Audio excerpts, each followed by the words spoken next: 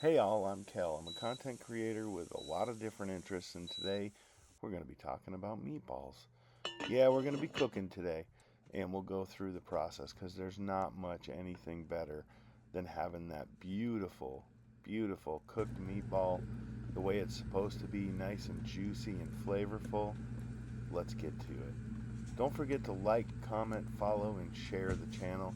Helps me out greatly, and I appreciate every single one of you. Let's make some meatballs. When making any meatball, the key to success is moisture. Let's take a look at the ingredients in these killer meatballs. I only had ground beef, but you should use ground beef and pork. 2 eggs per pound, panko breadcrumbs, Worcestershire sauce, garlic, onion, salt, and pepper. The real key is to keep them moist, damp, and wet while not letting them fall apart. Use my air fryer to fry up these meatballs to a perfect golden brown. Now that these are cooked up real well, we're going to add them to the sauce. This is jar sauce because I didn't have time to make real sauce.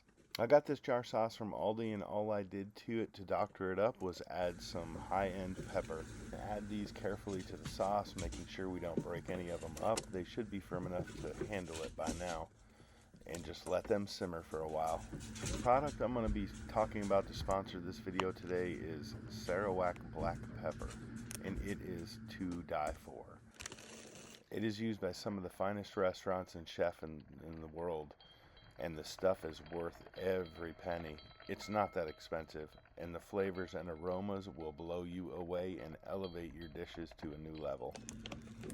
We get this pepper whole and grind it up in a pepper grinder for the best aromas and oil release and freshness. Pepper comes straight from Malaysia and is considered some of the finest in the world.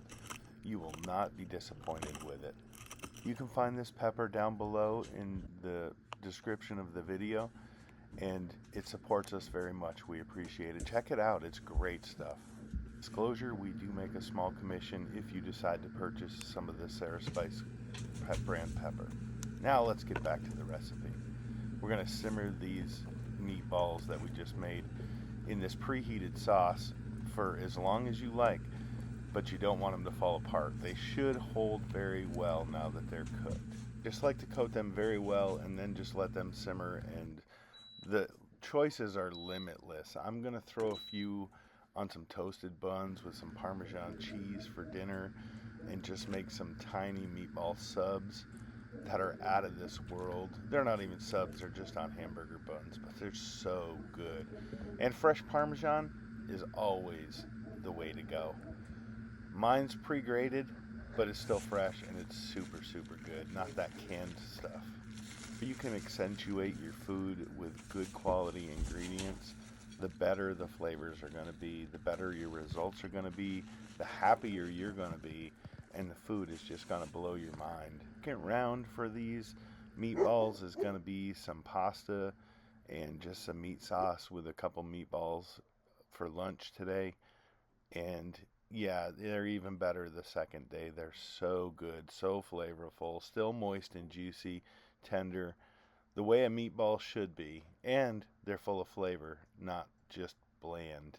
We're going to go ahead and add just a little bit more sauce. I don't want it too saucy because I want to enjoy the pasta and the meatballs. And then again, we're going to top it with some of that beautiful Parmesan cheese that's pre-ground, that's nice and fresh. And again, it's just a super hit. Great, great leftover lunch. Speaking of leftovers, let's hit this pan with our leftover spaghetti and make some baked spaghetti with cheese, and we're going to make some killer sandwiches out of this stuff. Going to be using my go-to air fryer for these. We're just going to put them in the spaghetti and meatballs in a pan, push it out a little bit, get it in the air fryer, set it up for as long as you want. I like it a little crispier and a little more well done, and we're just going to cook it until we get to that consistency or level of doneness. Now comes the fun part. Now we get to layer this thing with as much or as little cheese as you want. I like mine cheesy, so I'm going to layer 3 or 4 good handfuls of cheese, mozzarella cheese on this thing. Make it nice and cheesy. Brown that cheese up beautifully. Oh man, this is going to be so good. What a leftover. Once you get all that mozzarella on there, then we're going to hit it with that fresh grated parm again. I know it's not super fresh because I didn't grate it, but it's the best I can do with short notice. I just don't have that kind of time in my life right now. So a good quality parm on top of that, and then we're just gonna let that melt together and brown up. Oh Lord, this is looking so good. Now I got some garlic bread. It's already pre-buttered, pre-garlicked, and spiced up. So I'm just gonna toast that. Then we're gonna hit that with a big old piece of that baked cheesy spaghetti and meatballs, and you have your little masterpiece sandwich. So good, so delicious. Leftovers can be made even better than the original meal. Look at this thing of beauty, and it was so good. Don't forget to like, comment, follow, and share. Check out down below, get the Sarah Spice Sarawak black pepper straight from Malaysia, where the great pepper's grown. It'll help the channel. Appreciate you all so much for watching. I hope you learned something out of this. I hope you got something out of it, and I hope you make some delicious meatballs. We'll see y'all soon next time. Thank you.